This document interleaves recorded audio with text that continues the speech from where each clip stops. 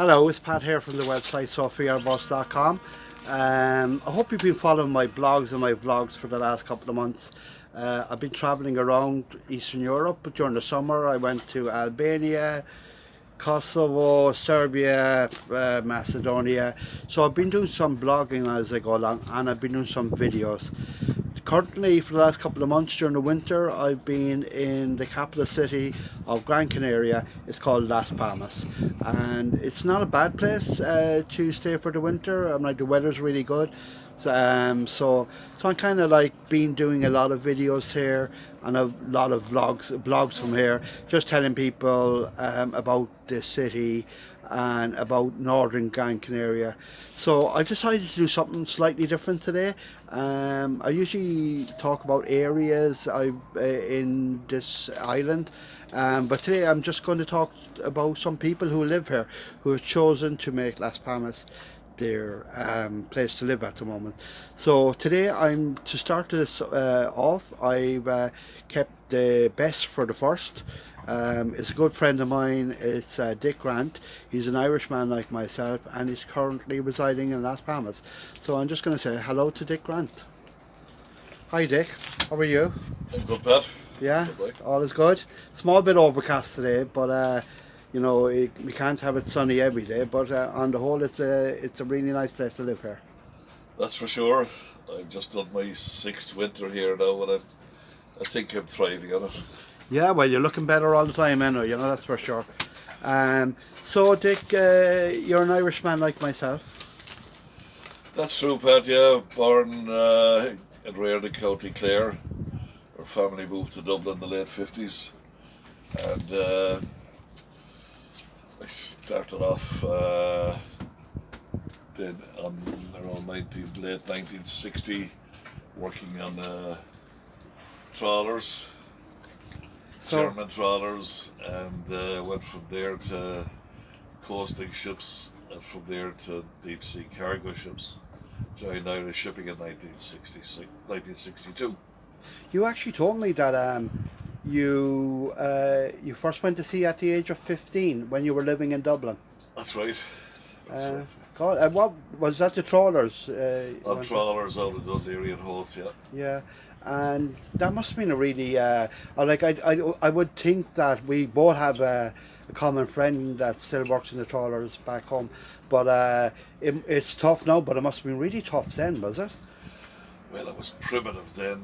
Work conditions of trawlers today are very modern and very safe, but at that time there was no washing facilities or bathrooms.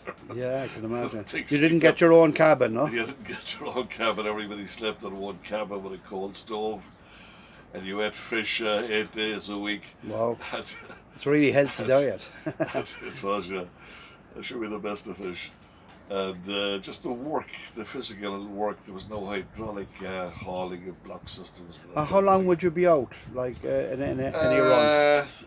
7, 8, 9 days, depending on the type of fishing you were on, you know. And you were basically working and getting a bit of sleep and working again, that is was it? it.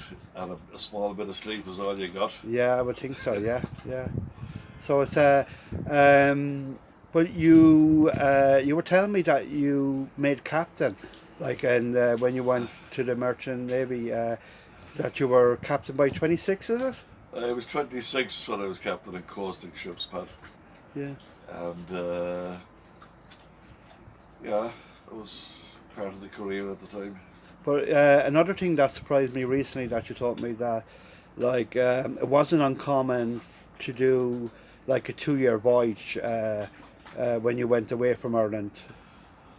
That's 2-year contracts were the norm. They were the norm.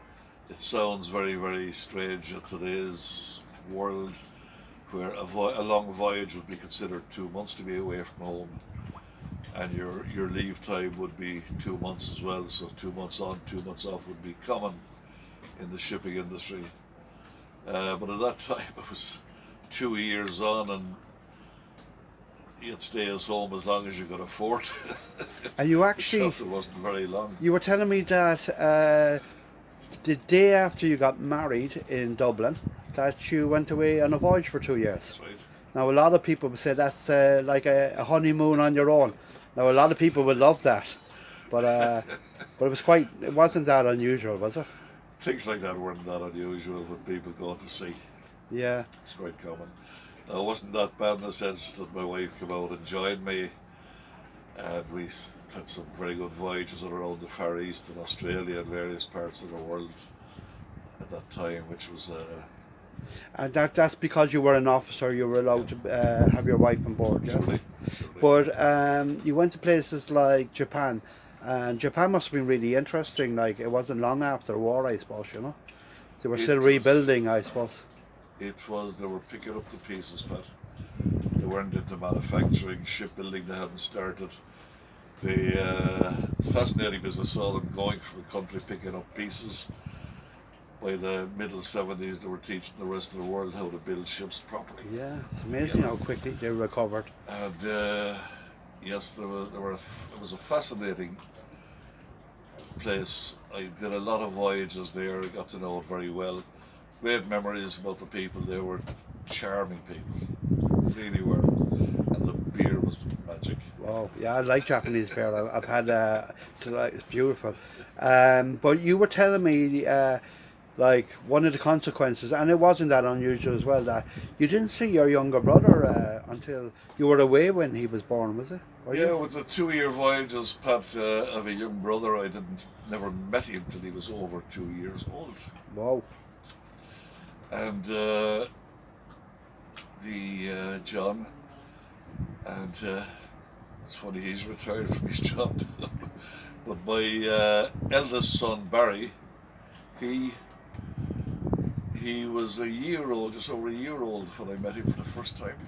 Oh, yeah, that's amazing. I'm like, but again, that wasn't that uncommon. Like, if you had back then, if you had a life working on the sea, I presume.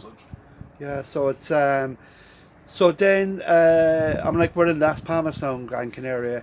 You've decided to live here in your retirement for now, but because I know you, Dick Grant, you're a restless soul like myself, so I'll just say for now. But you had been in Las Palmas before. Oh, I had, coming here. I think the first time was certainly the very early 60s, maybe 62, could have been earlier, I forget.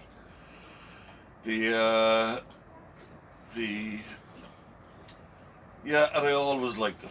And when it came to retirement, I came down to have a look. One of the big things here, apart from the lovely environment that we have here, I live in the marina in the middle of Las Palmas city. You don't get extremes of weather here. The high temperature in summertime is about 25 degrees. The low temperature in winter is around 18 in the daytime. It's really healthy. For an Irishman, it's super. If you travel 50 miles south of the island, they have a different climate, and that's where the big tourism industry is based. They get well over 30 in the summertime, over 30 degrees. That's too much for an Irishman like myself. So Las Palmas, it works out well for me. Yeah, I have to say I like the climate here as well. I know today is actually a bit cloudy, but I always say that 80% of the time the weather is quite sunny here. 20% it might be a bit cloudy, but it's still warm. And you know, you give an Irishman, if you say that, you know, every 4 out of every 5 days is going to be sunny, that's not bad for me anyway, you know. And it's so when you decided to retire, and maybe, I mean, like, both of us love Ireland, but the weather is not great there, especially during the winter.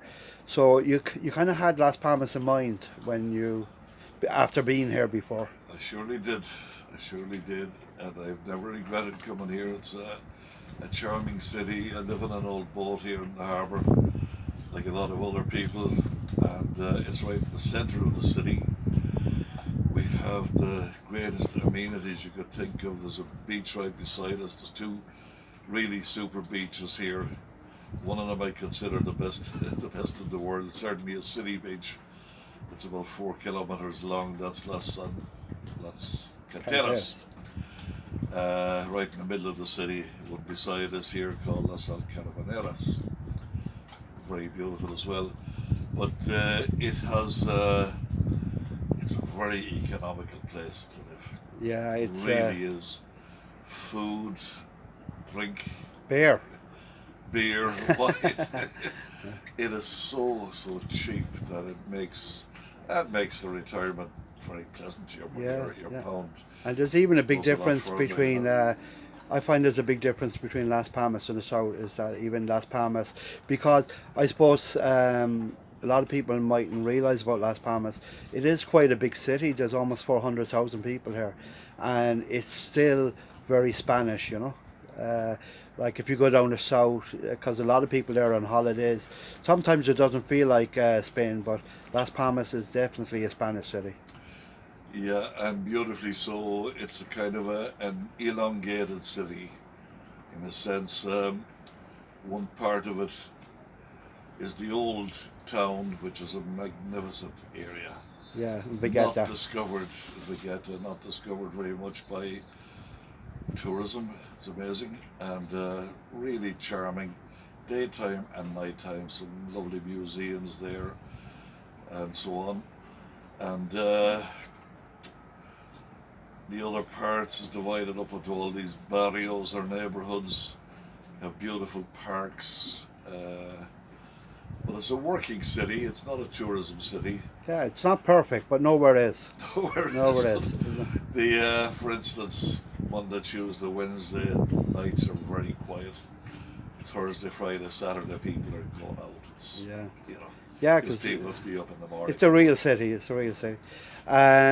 So Dick, thanks a million for taking some time out. I'm like we could talk all day because I meet Dick quite a lot here, and he's a very interesting guy. So thanks very much for just taking some time out, and one of the people that you that's currently living in Las Palmas. So Dick Grant, thanks very much.